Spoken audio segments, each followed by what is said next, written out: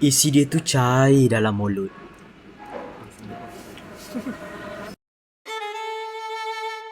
Hari ni Next Time Bros datang nak merasa Wagyu di kedai Awagyu.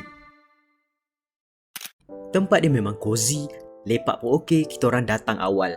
Ada macam-macam set Wagyu, tapi kali ni kami teringin nak merasa banyak bahagian dalam Wagyu lembu tu. Set ni semua dapat. Lepas tu dia dapat lah yang lain-lain juga, set dish.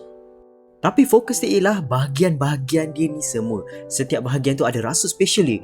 Ada yang juicy, ada yang sangat-sangat berlemak, ada yang sangat-sangat rasa daging tu, dan ada yang lembut, memang literally cair dalam mulut. Side dish dia dah banyak lah, yang macam sushi, gyoza, chawanmushi, ayam.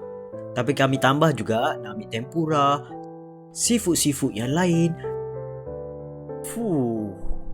Dan kalau korang ada kat kedai Jepun, jangan lupa try ramen dia.